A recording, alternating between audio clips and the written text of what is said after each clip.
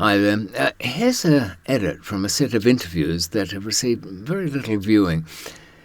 They were on a channel called Life in Deep. Now, the man behind the interview showcase is a very well-known, he does a plumbing channel, and it's quite quirky, but for all his bouncy tap twisting and copper tube work, he's actually quite modest. I've never seen him promote this stuff at the front of his shop. His plumbing channel, anyway. And check it out, I'll put a link down there. Meantime, as part of As Others See Me playlist, watch me tread some familiar paths under James's pastel lights. Life in Deep. Sometimes in smuggling there are some days, some small task that you think is just a routine bit of business that has to be taken care of, and turns into a very long day. I found myself many years ago, and this was at a time when I was traveling with my then wife, Clelia, a girl of Italian extraction who sadly died just a few years later. But it demonstrated what presence of mind she might have. We were in London, and we had friends in Fulham, and I had the illicit goods in a suitcase. Fine, all was ready to go. But there was one bit of housekeeping that I hadn't done. I was travelling under an Australian passport which had Bangkok stamps in it. But I had a slight problem. I needed to leave the UK with some means of having got into the country on this Australian passport. If it had been a British one, I wouldn't have had a stamp in it. But as I say, Australian needed an entry stamp. So I said to Clelia, we're staying at, where was it now? The Portobello Hotel down in Notting Hill Gate. Nice place. Anyway, but the case was with some friends of ours, sort of middle-class players in a way, but not in the business, you know. They had their nose to the grindstone in personal ways, but that was about it. So the case was there. I said to Claire, look, I've got to whip over to Paris. Only reason I've got to go there is to come back so I can have an entry stamp for the UK, or I can't leave later tonight. They might look at it and say, well, how the hell did you get here? Not a question I'd wanted. So I grabbed her bag, emptied it out, threw some socks and underwear in there, the standard traveller's thing, maybe a toilet bag. And I'd left using a great thing of the time, shows you how proud the States, was a British visitor's passport, cardboard thing issued at an airport, at a post office. Good only for travel in Europe. Flew off to Charles de Gaulle, fine, boring. Decided to come back. About an hour later, no sense hanging about, return tickets using the Australian passport, so the name had matched, so that would be fine. Got on the plane, then realised, wait a minute, it's okay, I'm only coming from Paris. I've got nothing, so what's to worry about? What was to worry about was something unusual. At Terminal 2, there was not much going on. That's not always good, very quiet. Most of the passengers got off and they were hanging around the carousel, but I didn't have anything to collect. And I'm starting to realise I've done something wrong here, but I don't know what it is. I've had my passport stamped in, fine, that's gone down the pants, and so is the little cardboard issued at the post office passport, that's gone down the pants. Walked through, there was a customs guy, just by himself, long-haired, but in the white shirt and all of that. Young, long-haired? What's he doing customs? Is that a good thing? No, it's not. The long hair is just the one thing he does to stand out, to be eccentric. He's a right bastard as a customs officer. You know that, I can tell you. Look for that anomaly. When he stopped me, just because I was the only one there, just to say hello, really, I pulled out the wrong passport. I was so tuned into that's the name I am now. It was the Australian one. It had Bangkok stamps in it.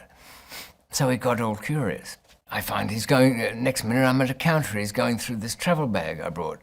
So what? Let's get this over with. I've got places to be, things to pick up. Hand's gone down deep into a side pocket.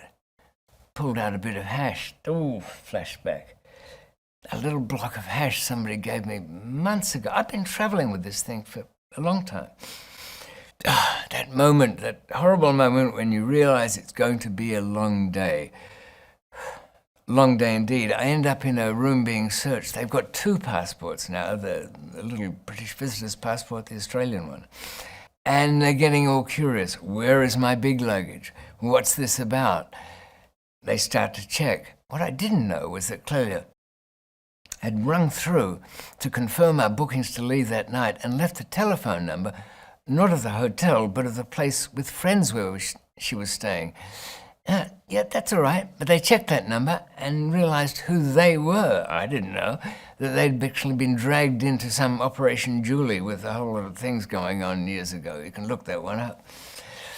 Next minute, I'm still stuck in custody over the bit of hash.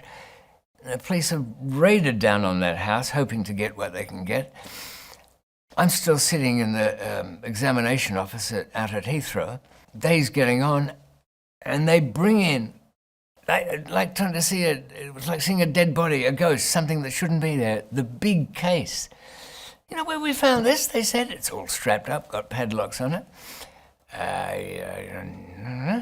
We found that in the loft of the people where your girl was staying. Yeah, really? Okay. So we thought we'd just bring it down here and open it all like, good fellas, a lot of us, and see what's in there, shall we? Okay. Is that your case? Well, not really. No. Oh, isn't it? Okay, it's not your case. Inside, big radio tuner. It's in there. There's a couple of kilos of a good 15-year stretch. It's not looking good. And the young guy with the long hair, he thinks it's all coming together now. Poke around in the case. There's 3 35mm film canisters full of cannabis. Oh, not a whole lot, less than an ounce all up, I guess, in the end. They all agree this is what this is about. That's why it's up in the loft. That's why it's hidden like that. So, you still say this is not your case. We've got you on 2 passports. We've got you on a bit of hash, and this is not yours? But here's the point to this whole story. It was looking grim. The big stash was about to come under attack. I had to make a move. I said, look, that was my bit of weed in the canister. I'll sign myself up to that, plus the bit of hash and whatever you want to say about the passports. Go ahead and say it. I'll accept something or other. Found him under a bus stop. All right, but what? That's the thing. Let the girl, she knows nothing, poor thing. And here's what she'd done. She told them that she didn't know me. She'd met me in Bangkok. Good time Charlie, flashed a bit of money around. And here's the important part. She said, no, he was a bit of a nervous wreck. But then, just before we left, a couple of funny-looking guys didn't like him. They came in and took the big suitcases. No, nothing like that. Took these big suitcases and went off. And he was relaxed after that. It was like something was all over. Damn, we missed it. Did they miss it? No. They were tapping on the very thing in which it was in. So I'm trying to hurry it along there. Okay, let's, what do you want to do with all your stuff? You're going to prison? I know that. Yeah, and, well, you might as well give it to her. I mean, she can separate my clothes, bring me some. And the radio thing? No, I'm not going to do it. Listen to it in prison. Give it to her, too. All right. They all want to go home. The senior people have had enough of the day. It looked like it was going to be something big, but they missed it. Everybody agreed they missed it. Longhair was not too damn happy about that. Something's not right. He looked at me and just didn't like it. Why go to the trouble of strapping this thing up all the way through? So, off I go to jail. Clearly gets the bag. I think, well, here I am in, where was it? Brixton Prison. Horrible romantic, thousands of people, visits like barnyard riots. I get a visit the next day, as was easily done in those days. You could even have some beer every day dropped off, and your meals. So, all's well, I said to Clelia. Yeah, I'm not under arrest. Why, you've still got the big radio tuner, the thing, haven't you? Nah, not quite. When I got back to our friends, your friend, he panicked and we opened it up and had a bit of a party, of course, but then he got really paranoid and decided, no, it's got to go, they're going to be coming back. He went and threw it out. Out? What's out? Out the window? No, it took it down the street and threw it in the rubbish. But here's my point. Aren't you proud, as I was, of little Clelia there, having the presence of mind to say to these police, knowing that I'm somewhere else, can't be seen, but not likely to be giving them any story that matches any truth known to man, that she's got free rein to tell her own fantasy of what happened in Bangkok, that the big guys came and they took the suitcases away, and I was suddenly relaxed after that. And I give that a tribute to my late wife, Clelia, her presence of mind, and thinking the way they think, that everything is bigger, but it's too late. People who've been criminals all their life, and this is in a particular way, born into it, had older brothers, had dad was a bit of a villain, they are actually your worst choice. Because what have they learnt? How to be better criminals? Not necessarily. In fact, they will have learnt how to make you believe that you're one of a great fraternity, that they will keep your secrets, that they will share the spoils, as the honour amongst thieves has it. People who've been criminals for life have grown up in a pretty hard sort of family that have done terrible things to each other. They are not the kind of people you should trust. Smuggling is a thing of its own. It's not violent, though some of the people in it, I was really dismayed to see that amongst the finds of a big Belgian police operation down on the port, they even had a container made up that was soundproof with a dentist chair in it, you can imagine. And that was for, what do we call it, debriefing with extreme prejudice, something like that. The kind of people you'll need, well, those who are old TV fans might recall the early television series Mission Impossible. There it had Jim Phelps being told what he had to do, what the operation was, and he would sit there flipping through files of looking for people with the skills needed. Maybe somebody could make disguises, somebody who was a good escape artist, somebody else who was good with electronics. Don't bring in people who don't have any other virtue than it's Johnny's brother, or Mike always brings his girlfriend, she's on everything. If you want chaos, allow that to happen. But more importantly, be very wary of somebody with a long criminal history. You'd hope perhaps that they would have learnt what to do and what not to do. Mostly what they've learnt, especially if it's from childhood, is fear. Not being able to cope with something, having to bluff their way through any operation, having to lash out in meaningless violence, and usually with their co-workers. There's no real laws as such that give you any chance of a fair trial with drugs. Their authorities say, well, look, anything applies when getting these people. You have a better chance of getting a fair hearing in a murder case, by far, than a drug case. Lots of allowances are made for drug cases there.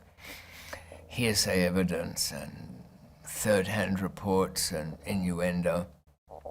Whereas in a good, clean or mysterious murder, they need the fingerprints.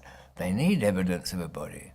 So to have somebody on board who had an inbuilt fear of arrest or fear of being a personal failure or a habit of quietly informing, that would be a terrible thing. Indeed, get people who've got no experience at all in that, just their own dreams of what this wonderful underground black market world might be. Because people don't really have the experience and the skills that would be useful in smuggling, carrying things across borderlines is about the extent of it. Now, the value of that has changed quite a lot. When I was starting out, I could afford to pay couriers $20,000. without feeling a pinch at all. And that is so much higher than it is now. There are couriers who work effectively for wages. There are people driving around London streets with kilos of coke in the back of a car for, again, which wouldn't amount to much more than halfway decent wages in a trade. The very best of them was Peter Dale, a kind of gambler by nature. And you know, a gambler by nature is a person who has the supreme confidence that somehow life is going to reward him any day soon if just he cracks the right moment, wears the right shirt, steps on the right footpath, avoids the cracks. I've watched Peter as he came through an airport once. It was Zaventem, the Brussels airport. And I didn't need to coach him in any way as how to present himself. But he arrived with his secret cargo, but he was dressed in a very expensive kind of sports outfit, carrying what was no doubt an expensive tennis racket in its fancy case. He exuded such confidence. All the officials just waved him through. Now, this was an airport that had its ways, because I'd already told him, look, you're arriving at 11, just mix up with the Babushkas. What am I talking about? Well, it was a little, at that time of day, all the mums who had come down from the Netherlands or nearby countries or Luxembourg would arrive about then because the flights were cheap. Now, these were women who'd been through the Great War, WW2, the big one, and they knew their way around the odd official carrying a gun. So, because they had lots of things to carry out to the children, like soup and biscuits they'd march through customs exit, grab a trolley, because all the ones inside were gone, drag it back through customs entrance, sometimes get stopped by young and inexperienced border guards, saying, oh, madam, you can't really just walk in and out of customs as you please. What's he doing? He's pointing a gun at me, bastard. We had the Nazis. They knew how to do their business. They settled their accounts with guns too. They would go on at them with such vengeance that they just melted into the background, and the older customs officers would look at them, well, we told you to keep away from the little fat ladies. So Peter had been told to mingle with that lot. But he was ahead of me there. I asked him where was this confidence coming from? And he said that he imagined himself as an international tennis pro, touring the world, winning like Roger Federer almost anything that he walked into. And that made him the best at what he did. He was a bit mean to my American Express card that I gave him for the job on the expenses. I'm not quite sure where a rented Maserati for a week would help him get through a customs checkpoint, but don't interfere with an artist at work, and I left him to it.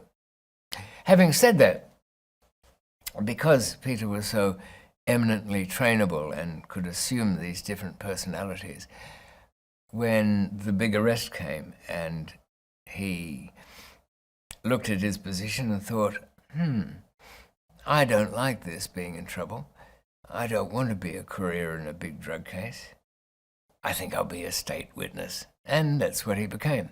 And I suppose that gets to the point of knowing the landscape. I've said before, know the people and your enemy, as it were, the opposition, the other side, and how they think. But another key ingredient is the geography of where you're going to go. From one side of it, your personal protection, for example. There was hotels and there's in most cities, a hotel I recall in Stockholm that had two next to each other. And these were quite tall buildings. On the upper floors, fire escapes and way from one hotel into the other. So you would book your traveling name under one room in one side of the hotel, and in the adjoining hotel, in another name, you would book a room, and it would be there that you would keep your escape documents. I used to keep my mind very tuned into buildings or structures or even footpaths in parks, where they would open up to new ground. I rented a small shop that the only real virtue was at the back of the shop.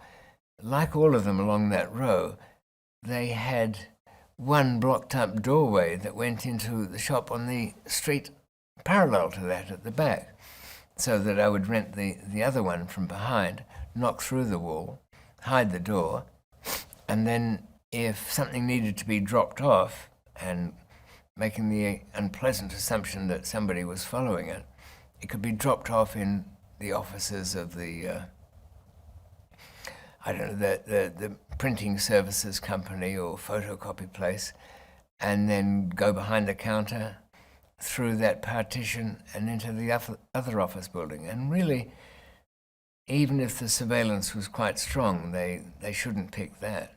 It's much harder for a surveillance team to keep track of you if you're on foot, because you're jumping into a taxi going somewhere. And in London, that's a good thing too, because London cabs can go places that regular cars can't. And if you see what's supposed to be a civilian car going down a taxi driver's only lane, you'll start to wonder what that means. Secondly, you can get out where you want, go into Harrods. The people following you have to dump all their motorised transport. They become the infantry. And when they go behind you, you'll be able to pick up on them. A big surveillance team will use at least 4 cars, maybe 5, and you'll have trouble spotting them.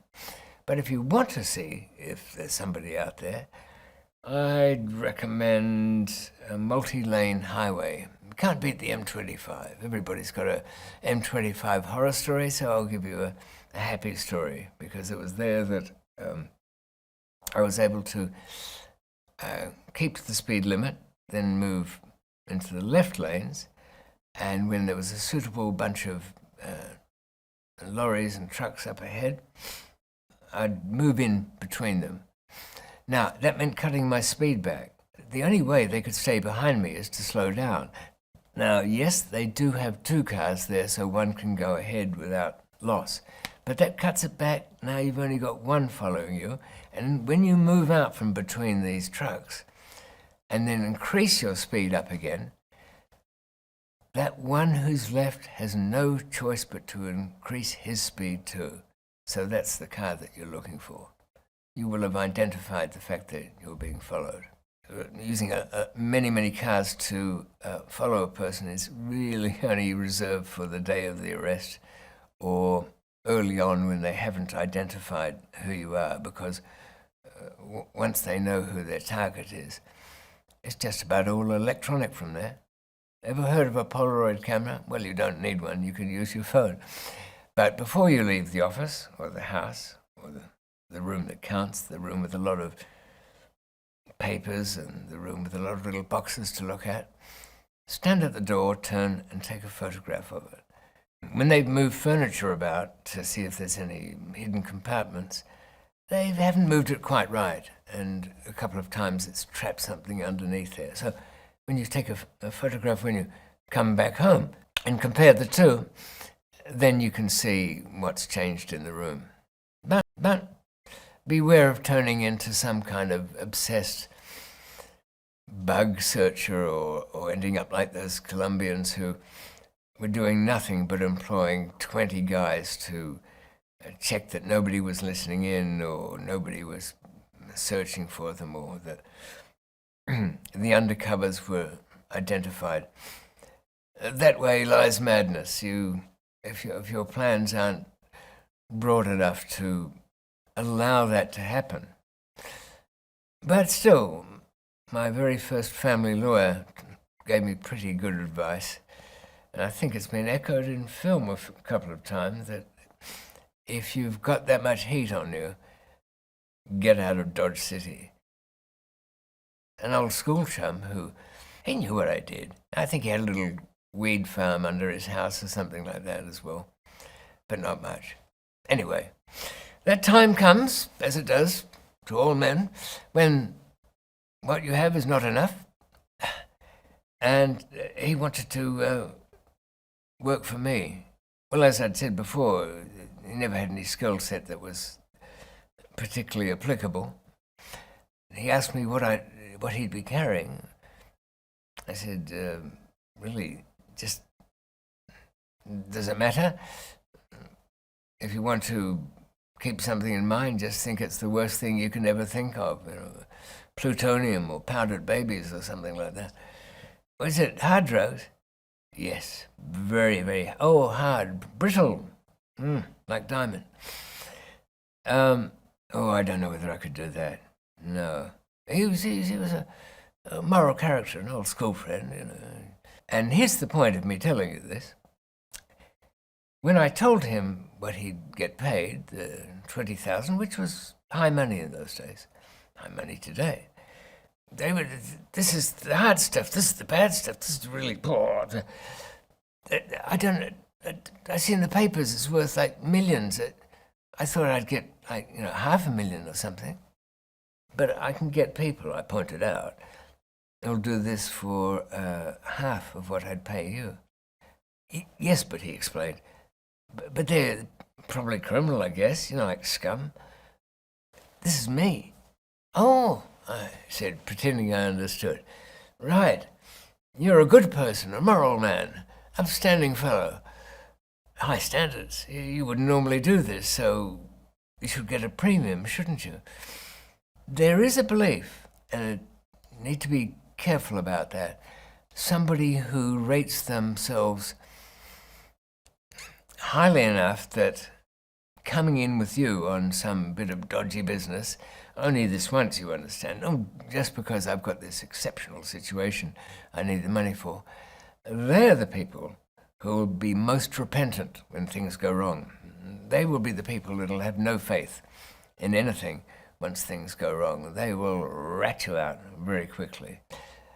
A big Chinese group of city boys, older, younger. You could tell the drivers from the ones who were calling the shots. They'd been dragged in a big drug case. It was something like 100 kilos of heroin. You think, these guys are finished.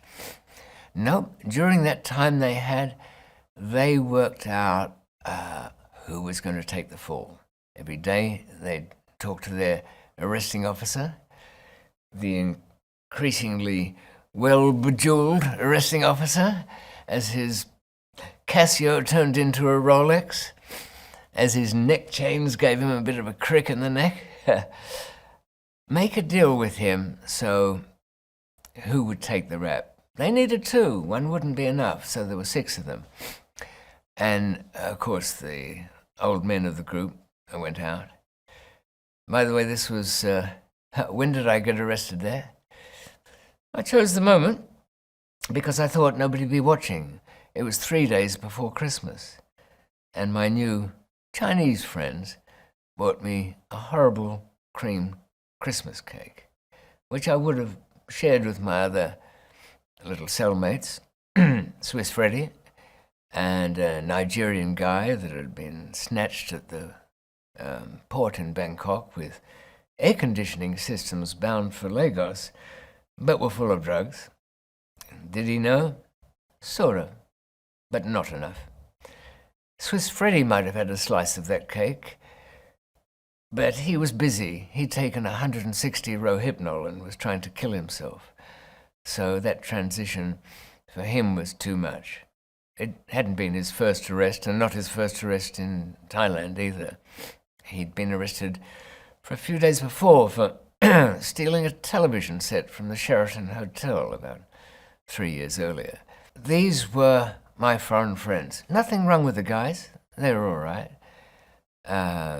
My new Nigerian friend had the transition from a small town, but still a life with a wife and children, people he knew, friends, a drier climate, I guess, than the monsoonal Bangkok, which we couldn't really feel being underground in the cells there. There was only a little grill up in the corner of the wall, about 1 foot square, greasy, oil-ridden, full of dust from the street traffic and the tires passing by. That's all you could hear.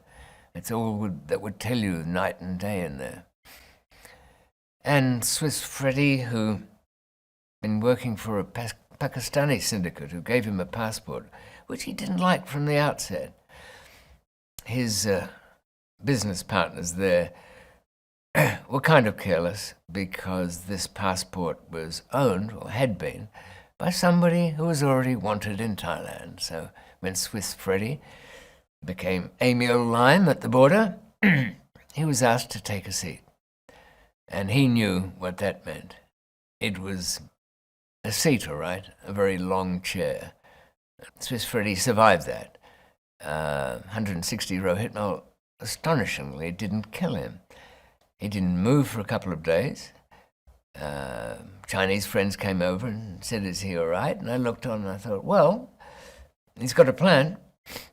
I guess he'll ask if he wants anything. And on day 3, he coughed and crawled over, gasping for water, shook his head, disorientated, then realized where he was and thought, oh shit. Life in Deep.